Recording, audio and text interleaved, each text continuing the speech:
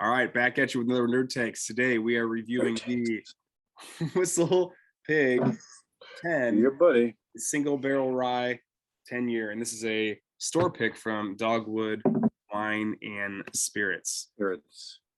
So thank you, John. One of the store picks. They have two. This is the 109. Yep. I was gonna say thank you for picking this up for me, by the way. He hand delivered it this morning, so it was very nice. You're very welcome. Very thoughtful. So a little bit about Whistlepig first, then we'll get into the store picks and kind of break down some tasting profiles, etc., and then we'll give you a rating. So Whistlepig, just learned this. They're located in Vermont, and they were founded in 2007. Mm-hmm. And the way they were founded, apparently, is that they discovered a huge stock of 10-year-old blending whiskey in Canada, and basically used that as their first kind of run. And Whistlepig was founded. Kind of weird story, right? That's pretty cool. Yeah, you just stumble upon some barrels. Hey, let's sell these, and then let's also make more. So maybe that's what we should do. We should just like drive around like Kentucky and Tennessee, just for like look for old warehouses. Be like, hey, are these barrels full? Hey, let's try that. Let's taste it and sell it. Well, so what's been your experience with Whistlepig so far? Very, very limited. So I'd actually never, the first Whistlepig I ever had was the Boss Hog number 7. Well, and for those of people who are not familiar with that, tell us about how much that bottle costs.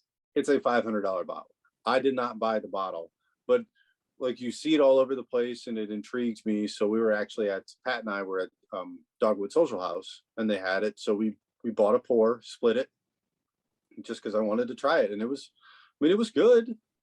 It's not $500 a bottle. Good, but it was tasty. It was good, and it was something that I always wanted to try. But in general, like in my bourbon journey and my whiskey journey, I haven't been much of a rye guy. So I haven't kind of started. I think we're starting to get into those a little bit more lately, but it's been kind of a progression almost. Yeah, I mean, we both had the pigskin, right? Wasn't it pigskin or was it the the piggyback? Piggyback. All right. Yeah. Which was very underwhelming, and I didn't think worth the dollar amount they were charging. I've had a couple other Whistlepigs just sampled, but I traditionally have not been a big fan. There's something about it just doesn't really sit well with me. Mm-hmm. So let's talk about this one, because this one is a pretty unique bottle. And according to the Whistlepig website, now this is just their traditional 10-year. This is what they say. This is a single barrel that we've got, but just the 10-year traditionally. They say, this sounds super dramatic, the spirit of revolution, ingenuity, innovation, and a fearless pursuit of flavor led us to the discovery of an aged rye whiskey stock in the Great White North. We rescued it from a hapless fate, aging it in a new virgin American oak before hand bottling it on its own in all its glory. Perhaps I'm not done. Perhaps there was a stroke of good luck in the mix, but you know what they say about who fortune favors, and our whiskey is nothing if not bold. We offer you the most award-winning whiskey in the world, the one that started it all. So that is for their 10-year, and it's normally 100 proof, but this one is a little bit different. You want to read us some of the specs on the bottle here? Yeah, so it's a 10-year. It's a single barrel rye. It is from barrel 119442, and it is 109.8 proof, 54.9% alcohol. Yeah, so you know this is kind of up my alley for sure. It's a little bit high, yeah. And I think the other, so Dogwood picked 2 barrels, and the other one was like 110. So it's like less than a single proof higher. Right. But taste them both, and they are which is again the crazy. They are totally different. Yeah, and I know that we've talked about this in other episodes, not nerd takes, but it's important to know that, again, every single barrel is going to taste differently. And I traditionally like the higher proof stuff, and it's interesting when I have certain things that I'm like, actually, I enjoy the lower proof. So it's not always about the proof. It's generally just about honestly, just that barrel. It's about the quality. Yeah. Yep. Well, this had 96 points from Wine Enthusiast, which is one of the highest rated rye whiskeys of all time, and it's also certified kosher. That's pretty cool. Fun fact. Okay, Fun fact. I've got tasting notes from their site, but I thought it would be better if maybe we taste it and Because those tasting notes, like maybe some of them are valid. Again, to your point, this is a single barrel. It could taste completely different than their normal 10-year. Yeah. Well, let's get into it. Let's get into the nose with this one. And you know, when I'm smelling it, it's got a real it smells like spice. It's got a real rich spice to it. Maybe like a smoky, not smoke, but like I don't know, wood or something. I mean, you can get the rye for sure. Yeah. Well, according to the website, the nose is allspice, which I guess is probably what I'm getting there. Orange peel, anise, oak, char, and caramel.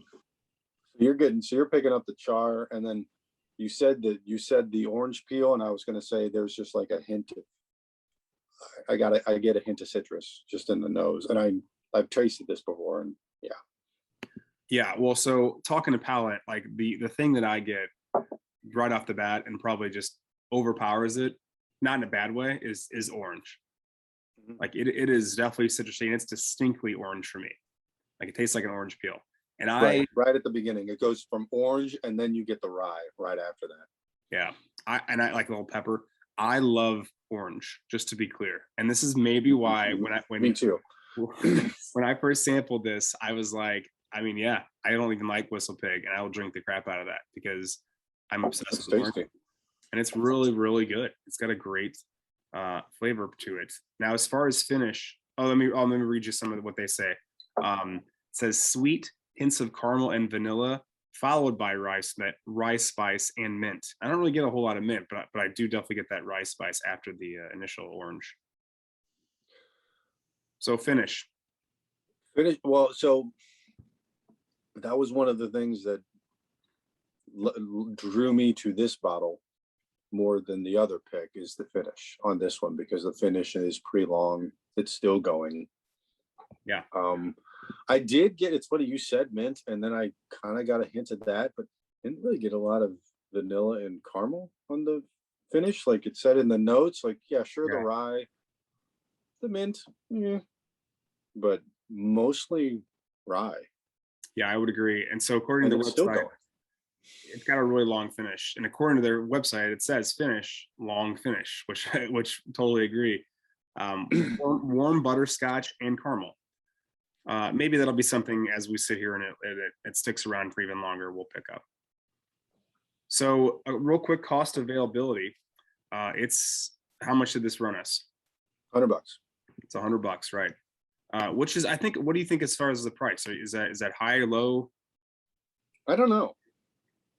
I mean, nowadays you never really know.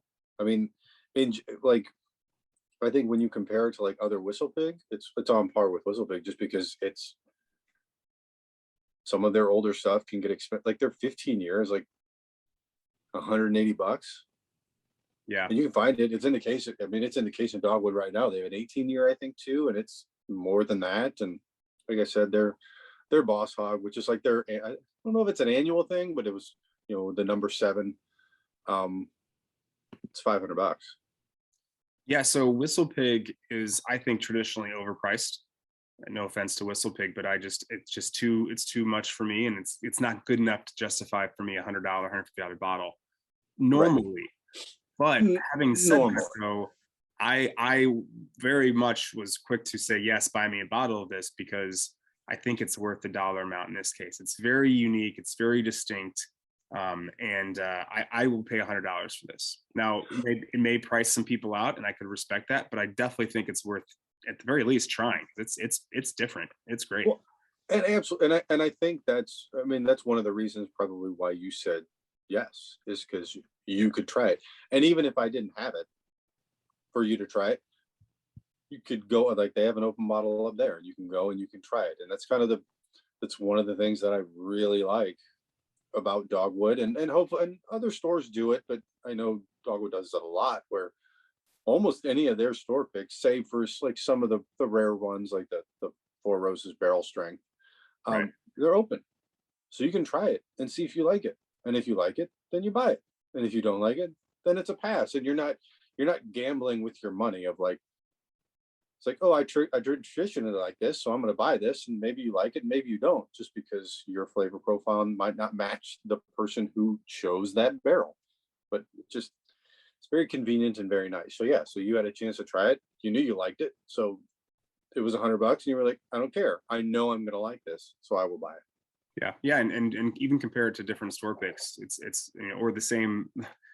The two different, or the regular 10-year. I'm sure this one probably blows it away. Right. Yeah, I would think it does. I don't know that for a fact. And again, those tasting notes and profiles, those are from the traditional 10-year. So the single barrel is going to be a little bit more distinct. Yeah. All right. Rating time. I'm giving this a red 5, a Squadron Luke. So it's an 8 out of 10. 8. Okay. And I'll tell you what, like I'm giving it an 8 out of 10 for a number of different reasons, because of its uniqueness of flavor, but more so because of how different it is from all the other ones I've had, and how, for me, it justifies the price. I'm not going to spend this much money on a normal Whistlepig, but for this particular barrel select, I'm in. So 8 out of 10. We're going with Rogue Squadron Red Luke. Red Luke. Oh no, I totally screwed that up, because actually that's a 9. See, I'm still getting my ratings right. So I'm just gonna, you know what? I'm sticking with 9. I thought Red Squadron. I'm going 9 out of 10. The Stormtroopers 8, right? Stormtroopers 8. It's funny. Like I need to get this printed out, and I need to like have it right here, so I can look at this stuff. Yeah.